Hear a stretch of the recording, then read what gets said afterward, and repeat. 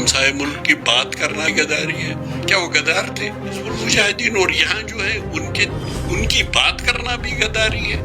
इससे ये कौम नहीं चलेगा। ये देश की बात कीजिए, पार्टी की बात भूल जाइए, जैसे वाजपेयी जी और अडवाणी जी ने। उन्होंने हिजबुल मुजाहिदीन से बात की।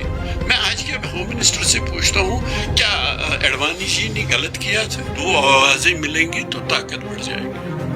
हमारा मानना है कि जितनी आवाजें मिलेंगी इस पे आपको कोई कुछ नहीं करेगा, ये हमारा हक है। उपकार गैंग बोलती थी, फिर प्राइम मिनिस्टर ने क्यों खत लिख के इनको कहा कि आप आ जाइए, मुझसे मिल लीजिए। 370 और 35 से अगर आपके पास 400 मेंबर भी होते, आप कॉन्स्टिट्यूशनली इसको नहीं छोड़ सकते, क्योंकि पार्लियामेंट से ऊपर कॉन्स्टिट्यूशन ऑफ इंडिया है।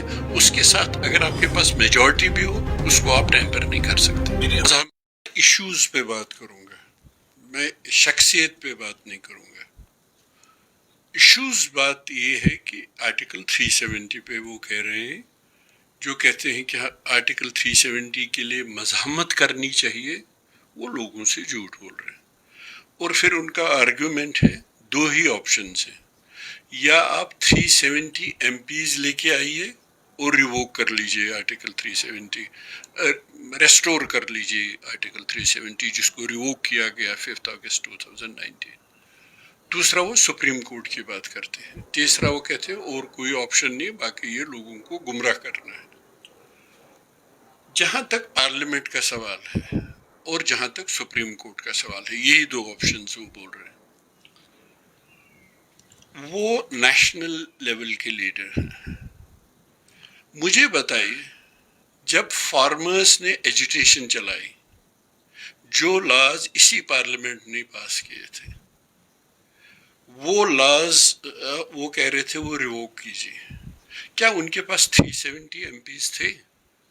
क्या सुप्रीम कोर्ट ने इंटरवीन करके उनको मजबूर कर दिया गवर्नमेंट ऑफ इंडिया को कि पार्लियामेंट से पास करदा लॉज विड्रा करे? न उनके पास 370 MPs थे, न उनके सुप्रीम कोर्ट ने इंटरवीन किया। नंबर 1, इसलिए हमें उनसे इंस्पिरेशन लेनी चाहिए। नंबर 2, हम लोगों को गुमराह नहीं कर रहे हैं। हम लोगों को ये नहीं कह रहे हैं हम असेंबली इलेक्शन लड़के आपको आर्टिकल 370 रेस्टोर करेंगे। ये कहते हैं ना, वर्ड्स हमारे मुंह में डाल रहे हैं। हम बिल्कुल ऐसा नहीं कह रहे हैं।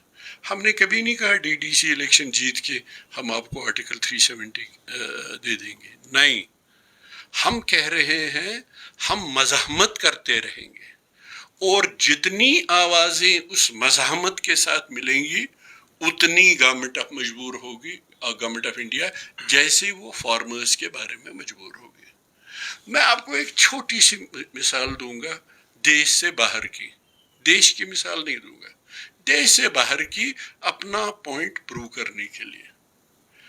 यूक्रेन छोटा सा मुल्क है और माइटी कंट्री है रशिया, माइटीएस्ट कंट्री मैं कहूँगा।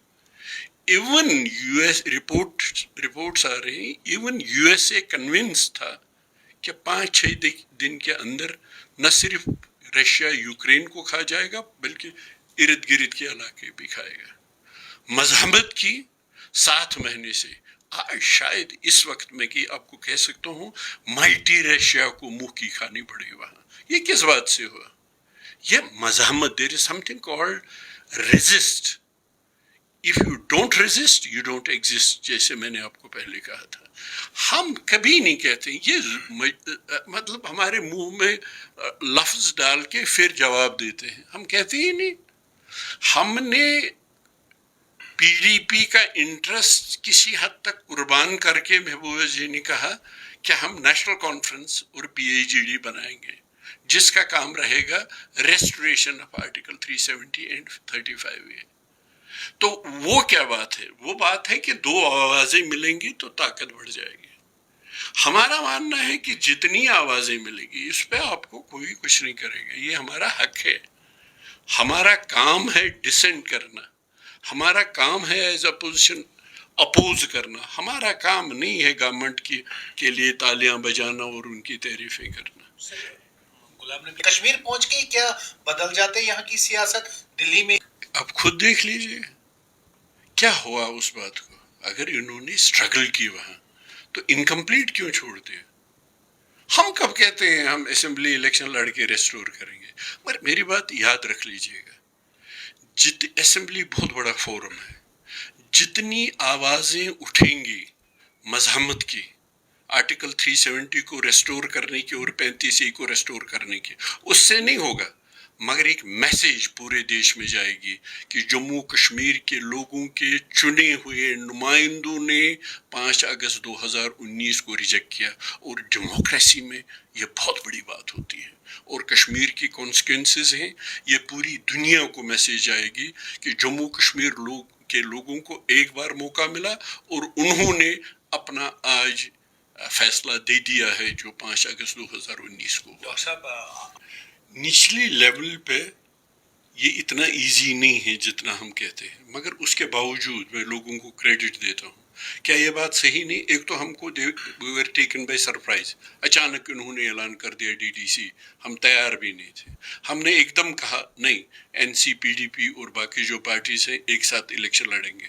ہمارا سٹرائک ریٹ سب سے بیسٹ تھا ان مشکلات کے باوجود جن کا آپ ذکر کر رہے ہیں۔ ہمارا سنگل لارجسٹ پارٹی کشمیر میں تھی، جموں میں بھی national conference second largest party تھی۔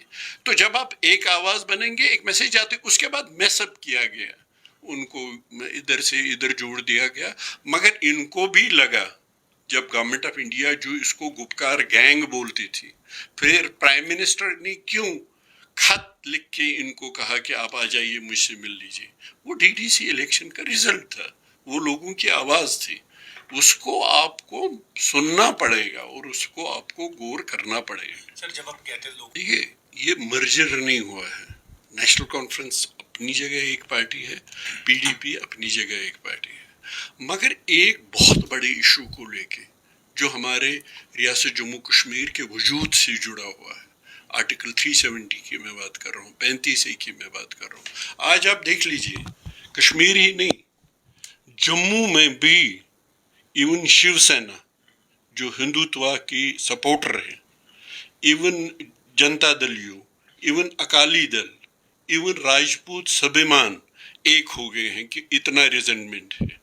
تو ان کو ایک پلیٹ فارم ملتا ہے جب فاروق صاحب ایز اولڈسٹ پولیٹیشین ان کو انوائٹ کرتے ہیں، تو مجھے لگتا ہے ہم کو سکسیس مل رہی ہے اس میں کہ ایک ہونے کی ضرورت ہے۔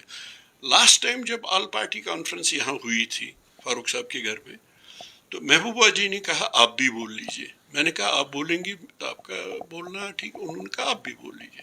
میں نے شیو سینا کو ایڈریس کیا، میں نے شیو سینا کو کہا اگر آپ کو لگتا ہے یہ جو 25 لاکھ ووٹر ان آئیڈینٹیفائڈ انہوں نے انلسٹ کیے یہ جموں کشمیر کے لوگوں سے زیادتی ہے، یہ 50 لاکھ بھی کل ہو سکتے ہیں، اور اگر آپ کو لگتا ہے یہ زیادتی ہے، انہوں نے وہاں بھی کہا کہ ہم نے کھل کر شیو سینا نے BJP کو سپورٹ کیا تھا جب آرٹیکل 370 اور 35A ریووک کیا تھا، مگر یہ 25 لاکھ ہم کو منظور نہیں۔ میں نے ان کو کہا مہربانی کر کے سمجھنے کی ضرورت ہے، یہ اس کے کانسیکوینسز ہیں، یہ جو ہم بھگت رہے ہیں، یہ انڈرسٹینڈ کرنے کی ضرورت ہے۔ یہ سبوں کی بنیاد 5 اگست 2019 کو جو انہوں نے انکانسٹیٹیوشنلی آرٹیکل 370 اور 35A کو ریووک کر دیا۔ یہاں میں ایک بات آپ کو اور بولوں گا کہ ہم انکانسٹیٹیوشنلی کیوں بول رہے ہیں۔ جو فارم لاز تھے، فارمرز کے لیے لاز تھے، وہ پارلیمنٹ کی جورسڈکشن میں ہے، آپ کو اچھا لگے یا برا لگے، مگر اگر پارلیمنٹ میں آپ کے پاس میجورٹی ہے، آپ کا حق بنتا ہے کہ وہ لاز بنائیں، اور وہ ڈیبیٹیبل تھا، کچھ لوگ کہتے تھے وہ پروگریسو لاز تھے، اور خیر میرا پوائنٹ ہے پارلیمنٹ وہ کر سکتی تھی، مگر اس کے بعد بھی انہوں نے واپس لیے۔ آرٹیکل 370 اور 35 سے اگر آپ کے پاس 400 ممبر بھی ہوتے، آپ کانسٹیٹیوشنلی اس کو نہیں چھوڑ سکتے ہیں، کیونکہ پارلیمنٹ سے اوپر کانسٹیٹیوشن آف انڈیا ہے، اس کے ساتھ اگر آپ کے پاس میجورٹی بھی ہو اس کو آپ ٹیمپر نہیں کر سکتے، مزاحمت واپس دے سکتے ہیں۔ اگر ہم ایک ہی آواز میں پیسفلی ڈیموکریٹکلی جیسے ہمارے کسان بھائیوں نے کیا تو وہ ہمیں ریسٹور کر سکتا ہے۔ یہ مودی جی کو کنونس کرنے کی بات نہیں ہے، یہ پارلیمنٹ نے پاس کیا ہے، اور آپ بھی جانتے ہیں، سب جانتے ہیں، اگر جموں کشمیر میں ان کو کوئی کنونس کر سکتا ہے، آپ بھی جانتے ہیں وہ کون ہے. ان کو چاہیے کہ وہ جا کے ان کے ساتھ ان کے آنسو صاف کر کے ان کو کنونس کرے. ہم نہیں کر سکتے. یہاں میں آپ کو ایک بات بعد میں بھول جاؤں گا. آج کل ہوم منسٹر ناگا باغیوں کے ساتھ بات چیت کر رہے ہیں، اور دیش کے اندر بھی اور رپورٹڈلی دیش سے باہر بھی بات کر رہے ہیں. اور آپ کو یاد ہوگا جب آرٹیکل 370 انہوں نے ریووک کیا، دوسرے دن ہوم منسٹر کا بیان آیا کہ آرٹیکل 371 کو ہم کچھ چھیڑیں گے نہیں، اس کو اسٹرنگتھن کریں گے نارتھ ایسٹ کو کنونس کرنے کے لیے. آج وہ ناگا ریبل سے بات کر رہے ہیں جو اپنا کانسٹیٹیوشن مانگ رہے ہیں، جو اپنا جھنڈا مانگ رہے ہیں. مجھے ایک بات بی جے پی سمجھائے، اگر آرٹیکل 370 کو 35(1) کو ریووک کرنا نیشنل انٹرسٹ میں ہے، 371 کو اور ناگا ریبل سے بات کر کے ان کو الگ کانسٹیٹیوشن دینا، الگ فلیگ دینا، یہ کیسے نیشنل انٹرسٹ میں ہے اور یہ نیشنل انٹرسٹ میں نہیں ہے؟ حالانکہ ان کو اب دے رہے. سکم ہے، ہوم منسٹر بڑے بڑے دعوے کرتے ہیں، آج بھی آپ کو پرمٹ سسٹم چاہیے وہاں جانے کے لیے. یہ بہت بڑا دیش ہے، یہاں ایک ہی بات آپ کشمیر سے کنیا کماری تک اپلائی نہیں کر سکتے. مثلا آپ کا دعویٰ تھا ہم ہندی کو آفیشیل لینگویج بنا لیجئے. میرا چیلنج ہے ذرا دکھائے. یہ نارتھ نہیں ہے، یہ ساؤتھ بھی ہے، یہ بہت بڑا ملک ہے. تامل ناڈو میں آگ لگ جائے گی، پہلے بھی یہ ٹرائی کیا تھا، آگ لگ گئی. اس بڑے دیش میں جو ڈائیورس ہے، جس کی بیوٹی ڈائیورسٹی ہے، جس کو کانسٹیٹیوشن آف انڈیا نے ایکوموڈیٹ کیا تھا، اس ڈائیورسٹی کو، اور انڈیا کی سب سے بڑی بات کیا ہے؟ ڈائیورسٹی کو ایکوموڈیٹ کرنا، پلورل انڈیا کو ایک کرنا. مہربانی کر کے آپ بی جے پی کی خدمت مت کیجیے. اب آپ پرائم منسٹر اور ہوم منسٹر ہے، آپ دیش کی خدمت کیجیے.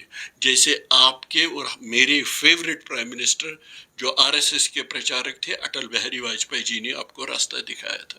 اور حسرت کی بات ہے، آج جو انہوں نے مانومنٹ بنایا ہے، اس میں پرائم منسٹر اٹل بہاری واجپئی جی کے کنٹریبیوشن میں لکھا ہے، ابھی جو دلی میں کیا پرائم منسٹر کنٹریبیوشن میں لکھا ہے جے کے پیس انیشیٹو بھی ان کا بہت بڑا کارنامہ تھا. اگر وہاں لکھا ہے تو اس کو آگے بڑھانا تھا. اس نے ہمسائے ملک سے بات چیت کی. کیا وہ غدار تھے؟ آج تو ہمسائے ملک کی بات کرنا بھی غداری ہے. کیا وہ غدار تھے؟ انہوں نے تمام سٹیک ہولڈرز کو، مفتی صاحب نے فیسیلیٹیٹ کیا، اور کشمیر میں پہلے بار امن دیکھا. اس امن کو واپس لائیے اور اپنے واجپئی جی، اڈوانی جی کی میں بات کروں گا. اگر آج کے ہوم منسٹر ناگا ریپل سے بات کر رہے ہیں، انہوں نے حزب المجاہدین سے بات کی. میں آج کے ہوم منسٹر سے پوچھتا ہوں کیا اڈوانی جی نے غلط کیا تھا؟ اور مجھے سمجھائیے، ناگا ریبلز وہ ہیں جنہوں نے آرمی ٹرک کو آگ کی نظر کر دیا اور ہمارے 18 جوان شہید ہو گئے. ان کے ساتھ بات چیت کرنا نیشنل انٹرسٹ میں ہے، اور حزب المجاہدین اور یہاں جو ہے ان کی بات کرنا بھی غداری ہے. اس سے یہ قوم نہیں چلے گا. یہ دیش کی بات کیجئے، پارٹی کی بات بھول جائیے، جیسے واجپئی جی اور اڈوانی جی نے بولا. ڈاکٹر صاحب بہت بہت شکریہ.